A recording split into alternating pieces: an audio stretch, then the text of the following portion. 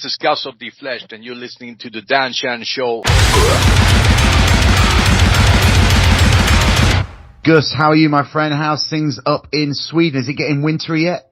Yeah, it is. It's we had a massive snow downfall this Sunday, and it Really? took the south and the middle part of Sweden, with the shock, Really? So it wasn't expected? Yeah, well, I mean, it's never expected in Sweden. Really? I mean, winter comes every year, but we are as surprised every year in the middle and the south of Sweden. In the north of Sweden, they are used to it, but in Stockholm and these areas, it gets panic every year, So, but it's all good now. Really? Yeah. I can imagine it's nice to get Christmassy though, right?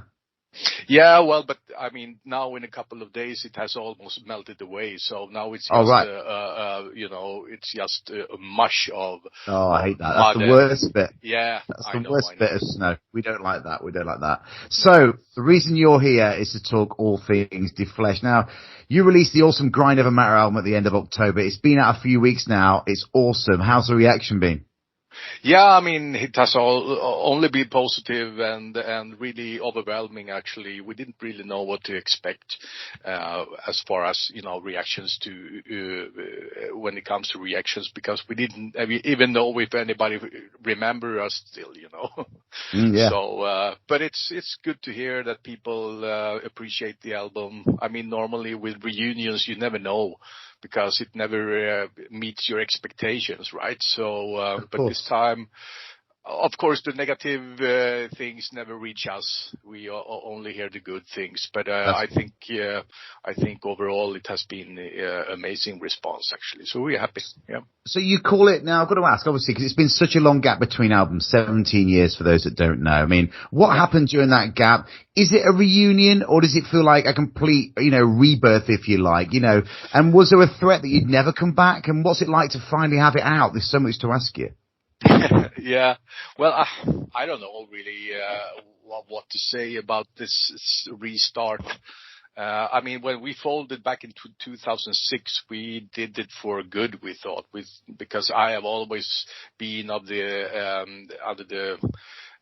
I have never liked bands that reunite, because I think, once it's dead, it should stay dead, But, but I mean, what can I say? We came to a decision that we wanted to hear how we sounded today.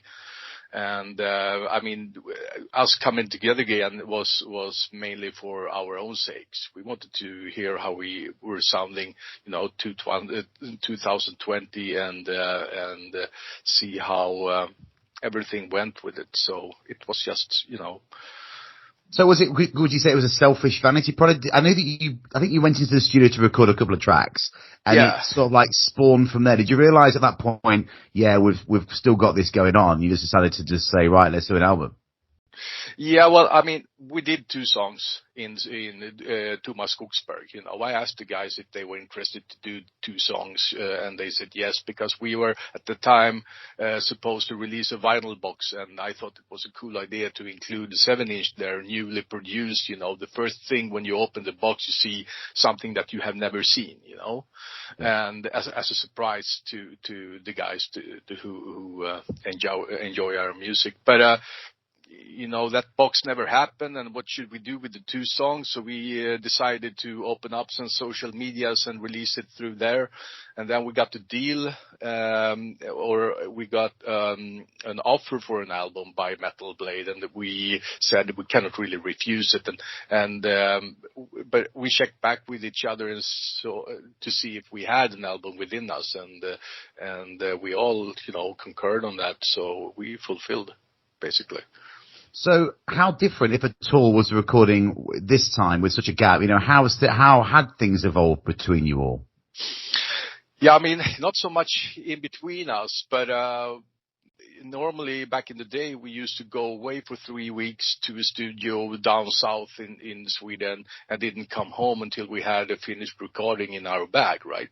Yeah, But yeah. this time we recorded, we had the opportunity to record it in our hometown, and it was, a total different setup. We didn't have to take time off work 3 weeks and go away somewhere. We could do it in evenings and weekends and take our time, and that allowed us to get a little bit perspective between the takes, to tweak it back and forth a little bit. So it was more, it was more a vivid experience in the studio this time compared to before, because everything was finished when we entered the studio back in the day. But this time we could, collaborate a little bit.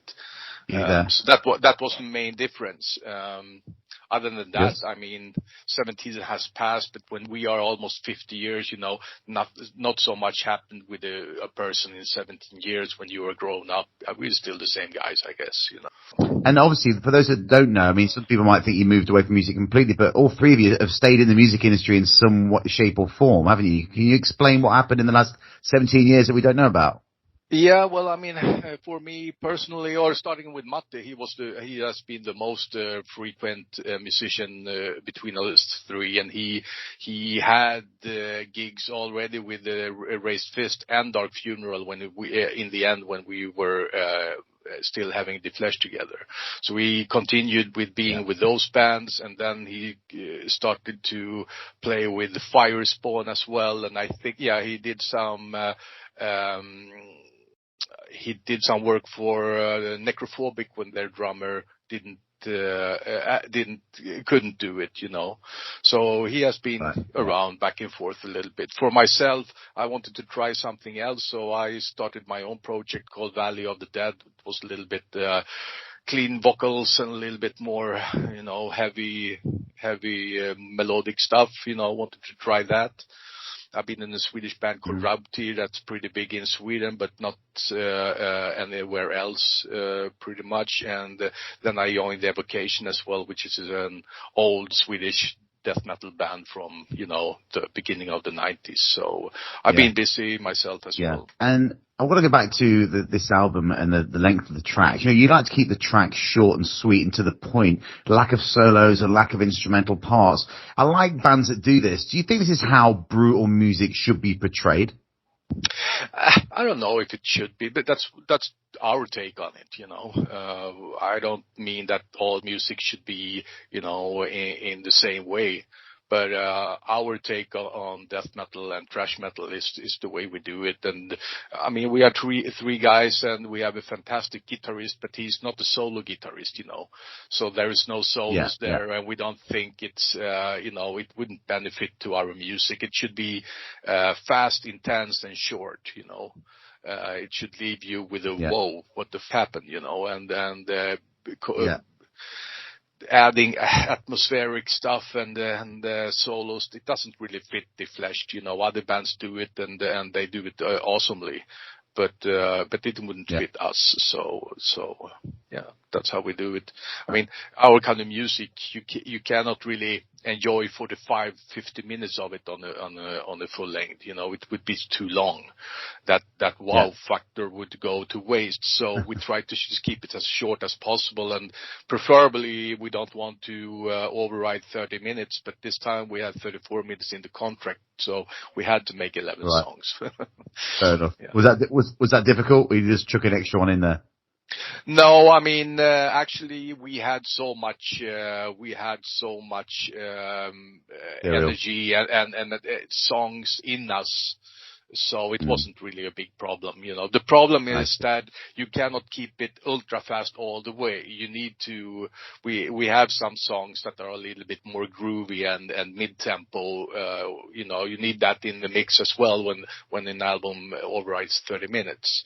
So, that's the tricky part, to keep it intense, but still a little bit varied, because it should be able to listen to the album a couple of times without, getting bored as well. I understand. Of course.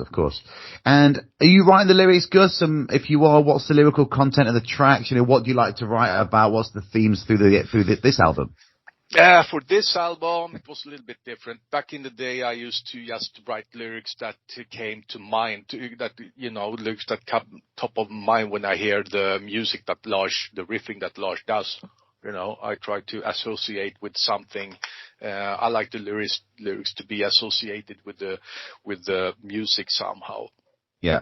But this time it was a little bit hard to write about driving fast into a mountain wall, and do that kind of lyrics that this doesn't really, do much more than describe an event of a lot of energy, so to speak.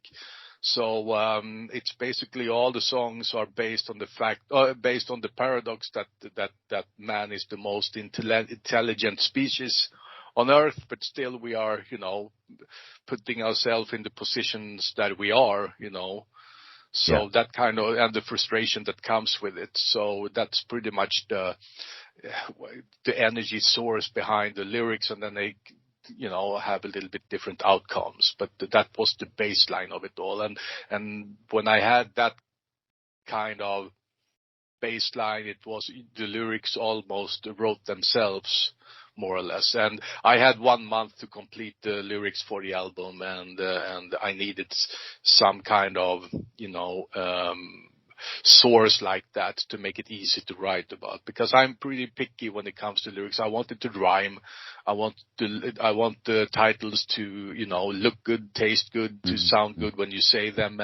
And I wanted to have different levels of meaning, so to speak. So it's not something I do it doesn't come really easy to me. Right. And it's also in English, and that's not, I'm not very comfortable with the English language. So it takes a lot of time for me to complete lyrics, at least if I should be satisfied with them. So I understand. I understand. The artwork is pretty cool for the album. Can you tell me who designed it, and do you guys have a big say in, say, the artwork and that kind of direction? I mean, they leave it to me. Lars and Matte leaves that lyrics and the design and the artwork and everything around it, all the packaging of the music, they leave totally to me, So I basically sat down and I drew a sketch. I did multiple sketches, but I did a sketch that was fairly detailed, that I'm not that good of a drawer that I could complete it and make it into an album cover, Yeah. So I contacted Roberto Toderico from Italy. He made a bunch of covers for other bands, and saw if he could complete it for me. So he basically made that cover out from the sketches that I gave him. And I wanted to, it's hard to understand if you're not from our hometown, but there are some details on the cover that symbolizes our hometown, the churches and the castle and everything in the horizon there. And also the hills that goes up and down. That's all taken from our hometown. So nice. I was very keen on having those incorporated into the cover, and also, the heads on the sticks. We used to have it 3 guys on the covers almost throughout, at least the last 3 albums. We had that kind of theme. So I wanted to have that as well on this album, that resembles us as persons a little bit, and then it came out the way it came out, and I got it back and I tweaked the colors and everything and made the rest of the layout myself. Really cool. Yeah. I wish I could do complete. I wish I was a good drawer enough so I could make the covers myself, but I'm not really there. I know, yeah. So you mentioned Metal Blade earlier. How did the relationship start with, one of the biggest metal labels, Metal Blade Records? How did it come about? I mean, Metal Blade released our Under the Blade album in the US. They took the license for that album in the North America already in 97. Right. So we have known the guys for almost not forever, but at least since then, Yeah. And we always wanted to work with them, but for some reason it never came to be. We were our back catalog was stuck without the labels, and we were, the stars were never aligned for that until now. And when they gave us an offer now, we just said it that, okay, if we should do an album at all, it should be from a label that is as potent as Metal Blade is, you know. Sure. Otherwise it's no use. I mean, we cannot put out yet another album on a almost non-existing label. I mean, it doesn't justify the effort that we put into the recording and everything that is what an album is all about, you know. It's easy to see an album and just think, okay, a new CD out, but you never understand how much work is behind that, you know, and we need that to be active, that album to be available for more than 1 year, you know, that was the case back in the day. They released an album and a year after you couldn't get hold of it, and that's not really justice to us or to the people that want to get hold of the music, of course. Of course. Now, what's happening with Defleshed shows? I mean, have you done any recently, and what's on the horizon? I believe you're going to Japan soon, which is awesome. Yeah. And you've also done some local gigs in Sweden. Yeah, well, we did 3 gigs in Sweden now, so we have tasted on, you know, being on stage again, and it feels really good. This time, I think we are more well rehearsed than back in the day almost. So, and that also gains a little bit sense of comfort when standing up there, you know what you're doing. So it's much more fun now than I remember it, actually. Really? So, and it was really, really good response in Sweden now. And this weekend we go on Friday now, we play in Germany. And then next weekend we go to Japan for a week. And, I think we are pretty well prepared, as well prepared as we can be. So yeah, it's all fun. And now we start to see if we're getting some festivals for next year. It starts to get booked, some of them, and we'll see what happens with that. Awesome. And what's a Defleshed show like? And I've never seen you guys live, so what can I expect? What can anyone expect from a show from you guys? I mean, we're not a band that has a lot of stage clothes and a massive, show with requisition and all that. It's only me and Lars. 3 of you trying to make a lot of noise. It's 3 of you doing a lot of noise. Yeah, that's pretty much what it is. And Matti is behind his drum kit, so it's basically me and Lars that's on the stage. But and we are, we have pretty, streetwear almost, and we just try to come from the street and just raise hell as good as we can. Awesome. And we are very keen now on having our sound guy and our light guy with us so that we can maximize the impact that way as well. Cool. And then we try to we have some wooden sticks with skulls on them, based on the stage a little bit here and there to resemble the cover a little bit. So that's pretty much just the stage show we have. I like it.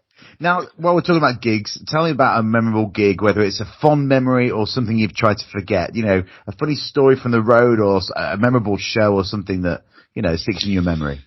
Well, I remember one time, maybe it was in Trier or Offenbach in Germany, I don't remember. But between the sound check and the bands that played, as support, somebody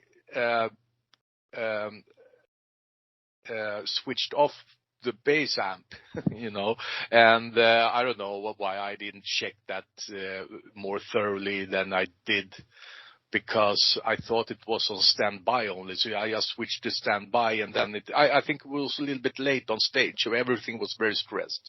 But then it turned out that I'm very used to that the sound on stage isn't what I'm used to be, what it used to be. So I can play wherever I don't hear the bass, or if I don't hear the vocals, I know what to do anyway, So I didn't really reflect on the bass not being loud or hearable, audible at all. So, but it turned out that the amp was off during the whole concert, and of course I've been hearing that for all these years. Lars, tells me about that time. We're like Injustice for All. I guess. Yeah, but at least they had 2 guitars, and that's true. Now, what's in your opinion? What's the best country that you've played and why? difficult to say. I mean, the metal community are pretty much. There are a great audience wherever you go because it's a great people, the metal people, you know. Yeah. But Germany is always great, of course. Japan is fantastic, but that's very special because in between the songs they are applauding very intense for like 5 seconds, and they go totally dead quiet because they want to hear what you say between the songs, and that makes it a little bit special. At first it makes it a little bit awkward. It's like, oh, did I do something strange now? You know, did they see my dick hanging out there, or what? Why did they stop applauding? You know, that's funny. That's a little bit strange. But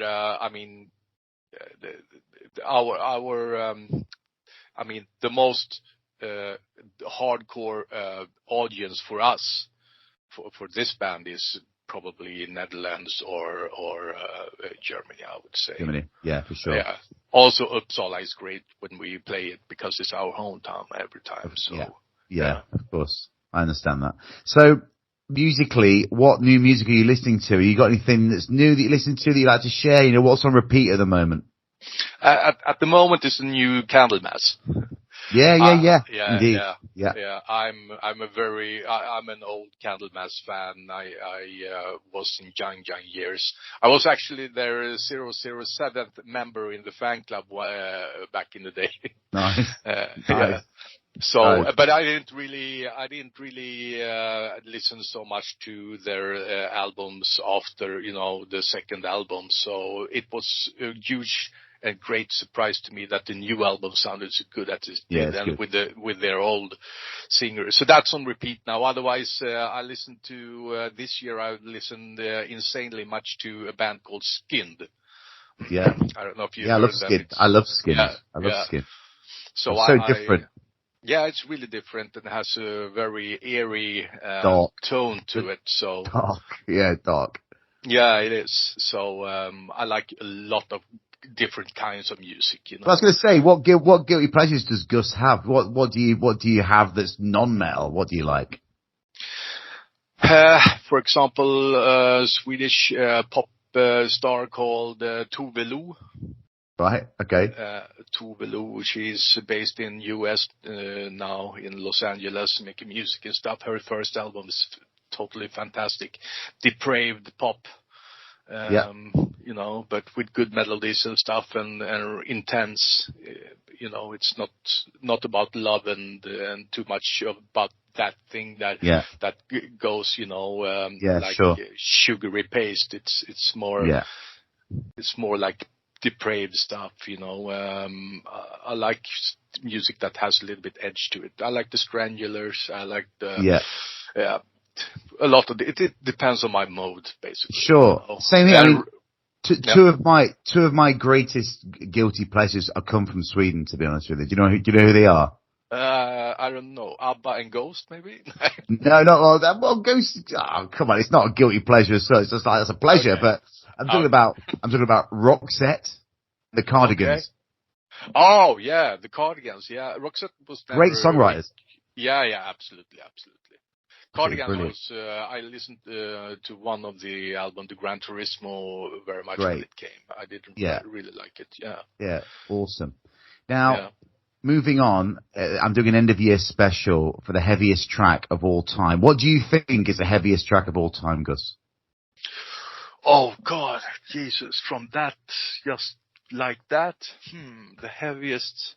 I mean, I guess that's the standard answer is the thing that should not be with Metallica perhaps, but like it.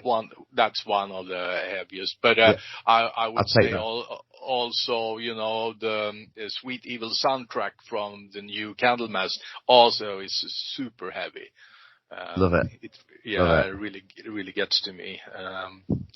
Yeah, well, I mean, if you go that way, I mean, Sunno does also have a lot of heavy tunes, but that's another kind of heavy, I would say.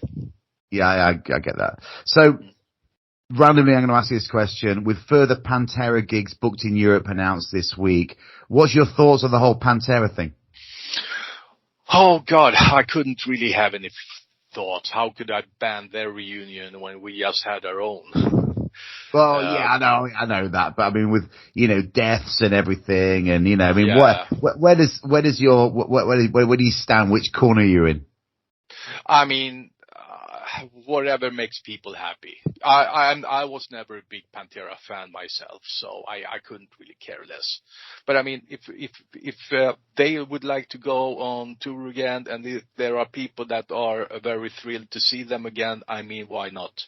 Yeah, Perfect. Of course. So if that's a true, the true Pantera or not, maybe not. And but I mean, this is what you get. So don't go if you don't like it, I guess. Sure. Yeah. Now, do you like a drink, Gus? Are you a drinker? Yeah, well, I try to drink. I try to stay off hard alcohol too much. I try to stay with beer because it goes too fast with the hard alcohol. This leads me to the next question. Yeah. Who, alive or dead, would you want to go on a big beer drinking session with? From the metal world. Oh. Yeah, I mean, Lemmy, of course. Yes, absolutely. That would be that would have been pretty awesome. Yeah. Right, got one more question for you, and I want you to pick one track that you think sums the band up the best and why, because I'm going to play it straight after this chat. Okay, I would say Night Vision from the Fleshless and Wild 7-inch. That has a certain vibe to it that I didn't really know how it got captured, but I like everything about that track. I like how the lyrics came to be, and I like the way we recorded it, how fast it was, and everything came from the reptile brain and just was spewed out there, and everything was. I really like that track. Actually, it's not on the on the new album. I like many of those tracks as well, and but Night Vision is in a special place to me, I would say. Awesome. And if you if you play that song, I could let you in on the chorus, the Night Vision chorus. I was thinking very much Tom Angel Ripper when I was writing that chorus and performing that chorus. Cool insight. Definitely, that's coming up next. So, lastly, what does the future hold for the band? You're not going to leave it another 17 years, are you? No, I don't think so. We have talked a little bit about maybe start to see if we should write some more songs, but everything it depends on how good this album does. If we get renewed trust from Metal Bay to do something new, and in that case, when should we do it and where should we do it? We don't really know, but I do have some ideas and titles and cover ideas for next album. So I think we have another album within us, absolutely. But I let me tell you that because we will not make a new album just for the sake of it. We really need to feel that we have new songs and relevant songs within us. Otherwise, it's no use. That's cool. Yeah. That's cool. Good to know. Well, Gus, thanks for the chat, mate. Much appreciated. Good luck with the album and the shows and the tours to follow. Thank you so much. Thank you so much for taking the time.